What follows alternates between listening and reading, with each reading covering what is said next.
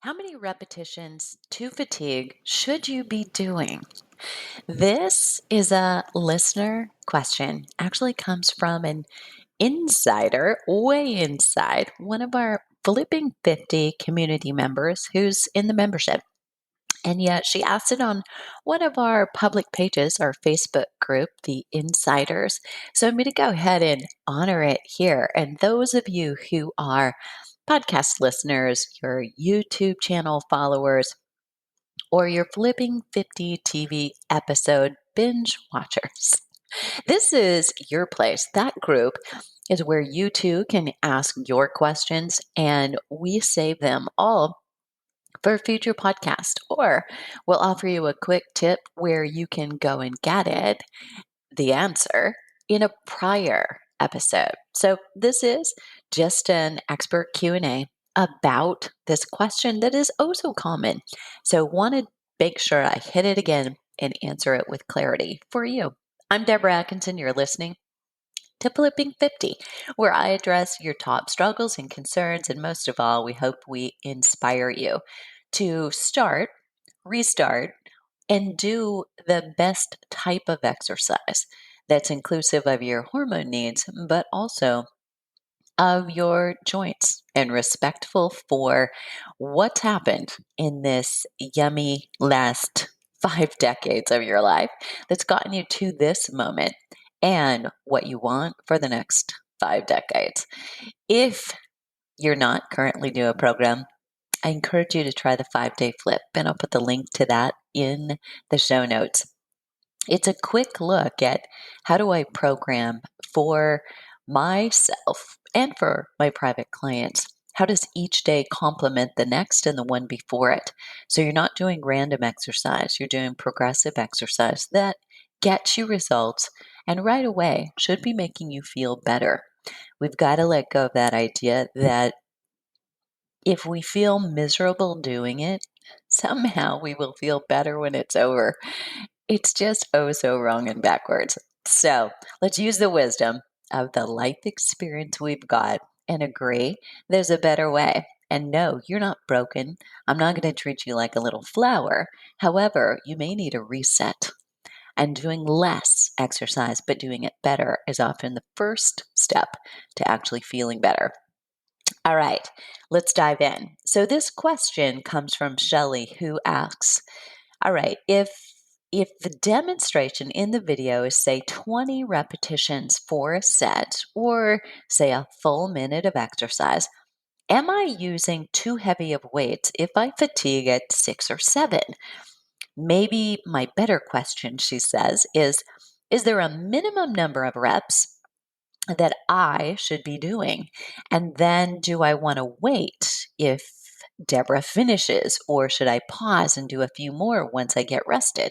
So this could apply to any of you doing any workout, whether you're following a program online, you're doing it live with someone streaming, you're in a program of mine, whether you're using the whole flip DVDs, you're using You Still Got It Girl digital videos, or Muscles in Minutes, which is our shorter set for quick workouts.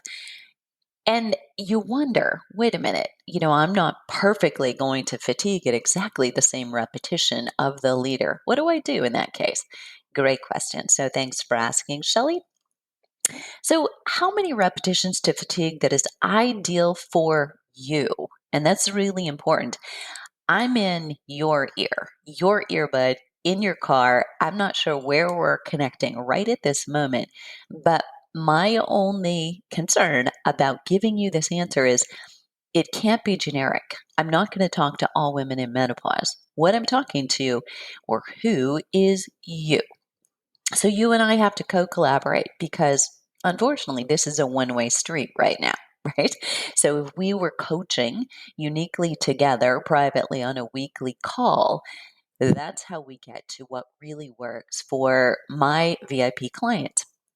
But here's what you need to do. So I want you to answer these kinds of questions. Number one, what's your current fitness status? Specifically, experience with lifting weights. What is that? I mean, are you really just starting, and qualify that as restarting? you have some history, but in the last 3 weeks, have you consistently, frequently, with a regular plan been lifting weights? Then I would set you back and say, okay, we're either starting or we're restarting. One of the two. If you, yes, I have been, I'm just rerouting. Now you've got a different level of experience. Maybe you can say to me, I've been lifting for years, decades. It's just, it hasn't been working lately.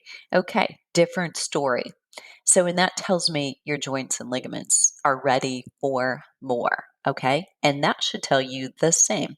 And if not, we all take at least about 6 to 8 weeks to tune in our joints and ligaments. That connective tissue is much more prone to stress in midlife than it ever was before. So, have you ever noticed your girlfriends are complaining about plantar fasciitis, elbow, tennis elbow, which is an itis again, shoulder tendonitis, carpal tunnel more frequently than you've ever noticed before? You didn't have that when you were 30. Well, that's not all, oh, just aging. It happens. I had that happen in a comment somebody said about plantar fasciitis to another group of women. She said, it's bound to get you at some point. I'm like, no, no, no. We've got to make sure you're checking all the boxes. Your nutrition status, your rest and recovery status, and the way you exercise is appropriate. You do not have to be injured as you get older. So, first one is fitness status. Number two is, what is your biggest priority? What do you want? So, although we can't go zooming right to that if you're a beginner and you're restarting, we still have to have a progressive foundation. We want to keep in mind, where are we going? So, is it to gain muscle? Is it to lose fat or weight? Is it to build bone? And while I want you to choose that so you get very clear on what you want to need, if you are a small, slim, slender person and you're looking at aging, realizing you're more likely to be frail. Look at your mom and your grandmother, but also look at yourself and realistically say, if I lost muscle mass now, in 10 or 20 years, this would not be good. Then great that you're doing something about it. But there's also you're maybe more of a round girl, more what do we say, cushions in the couch, okay? And maybe that was true before menopause, maybe not. And you want to lose weight. Specifically, let's be clear, you want to lose fat weight. I'm going to also argue that your better goal, much more motivating, is to gain lean muscle because that will help you take care of it. That's a boost to your metabolism when you're strength training and doing the things that gain muscle. It's a boost to overall you having more energy, being a more active person all day long. That's helpful.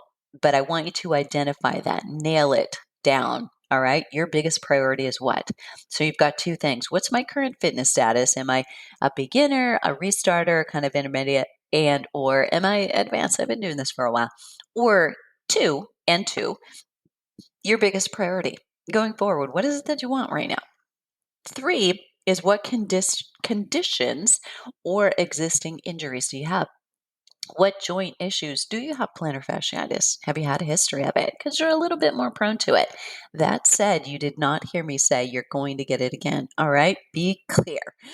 What you put in your head comes through in your body. Do you have osteoporosis or osteopenia? Do you have arthritis? Do you have bone on bone, you've lost all your cartilage?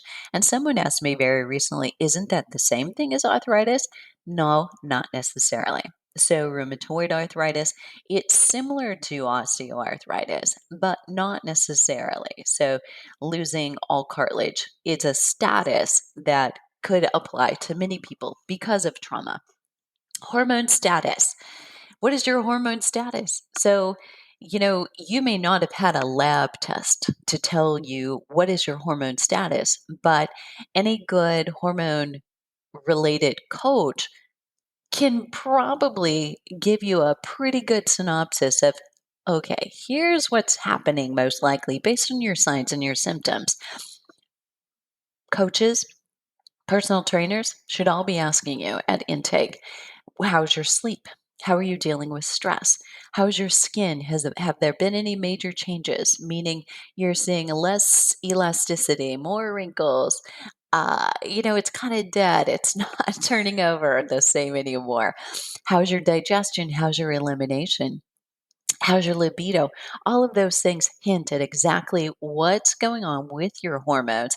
And that allows a trainer who is at least a flipping 50 fitness specialist, to know, what do I do? How do I help you best? And how do I avoid screwing you up and making you feel worse? We need to know your hormone status. Next up, you may want to consider body type. So, all of those things first. And I would generally say we can suggest a best program for you based on those things. We can suggest a best start, a best progression. But body type is something you may want to look at if what you're doing is kind of plateauing, no longer seeing results, because we've got to do all those things of laying the foundation and starting appropriately first. But body type, if you're more muscular, there are absolutely protocols that I would do and that I would avoid for you if you would say, I don't want to lift because I'm afraid of bulking up. You may be somebody who probably in your 50s and 60s, you're not going to bulk up. It'd be really hard, but you could find that you respond really well, especially if you are doing HRT or hormone replacement and kind of supplementing yourself. But you don't need that. This is specifically for muscle bulk workout that is out there.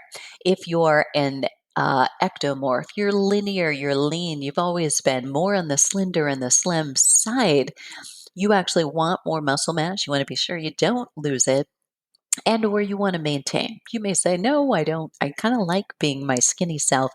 However, I will tell you that your insurance on aging really well is far better. That policy, if you gain a little lean muscle now, because inevitably what we lose annually and what we'll use in a cumulative effect over a decade should shock and scare you, right? So be very careful with that. And if you're a Marilyn Monroe, more curvy girl, then we want to focus on building that lean muscle. And surprisingly, that protocol is all about lifting heavier weights, using power, and more on that in other episodes. So I won't go into that right now. And the last question I would ask you is, what is the protocol you're following right now, and why did you choose it? So, if there is a specific reason, and hopefully there is, for the program you're in, if you're not following the protocol and it's a proven protocol, if you're not, if you're tweaking it, right, you're not doing it, it's not proven anymore. So, I would have you look at, maybe you need to be in a different program, following something very different that fits your goals and fits all the questions I just asked you above. So, first of all, reaching fatigue is to be congratulated if you're reaching fatigue in 6 or 7, but the protocol is based on 20 repetitions. That would mean you will need a lighter weight in order to reach it. So, you've got to factor in what is your answer to all of those things. So, think about if you're following a program that is for higher repetitions and lower weight for a reason, meaning you're following it for a reason because this is a match to the goals that you wanted, you're missing the mark. Yes. But maybe we need to reroute, and there's nothing wrong with what you're doing for the goals you have. It's that the program that you're in is not the best match for you. So, to start determining how many repetitions to fatigue for you, why are you doing this specific program or protocol? Is it a fit for the needs you have right now and what it is you want? Both. If so, continue and follow it. If not, ditch it and switch to what is a better match. That goes for any of you. But now I want to ask you one question. Do you see why just randomly doing a strength training workout for women over 50 from YouTube doesn't work? Because you don't necessarily choose a protocol that is yours. You're following somebody creating a workout that is not based on a specific goal, a specific starting point, a specific objective for you getting to the next step. And that's going to be a miss at some point, sooner or later. All right. If you're a listener and you're not in a Flipping 50 program, join that Flipping 50 Insiders group to add your questions and join other women inside the group. To all of my Flipping 50 fitness membership babes and program participants and students, I love you. Ask your questions inside of your very exclusive group for the best lowdown on the answers much more directly. So, if you're a Flipping 50 podcast listener, Flipping 50 YouTube channel subscriber, and Flipping 50 TV episode viewer, the Insiders Group is for you. And please know this, I so appreciate you. And you are an integral part of sharing the message that your hormones change, your exercise should change, and less than 10% of all sports medicine and exercise science research, spitting those words out has been really hard today, features women in menopause. And you are not like mice, men, or even young women. So you've got to know to ask when you're working with a trainer, when you're doing a group program, and when you're even online, even though it's being made by a woman who's 50. Even though it says for women over 50, you want to know what's the research on this protocol? Who was selected? What's the benefit that they had? Those things are really important and should be to you. All right. Thanks so much for this question, Shelly. Love to answer your question. And if you're listening and this is helpful, it really helps us spread the word and take women to a whole different level who are in the second half by getting a rating and a comment from you in iTunes. And anymore, you have to do that from your mobile phone. But hey, aren't we all on mobile? All right.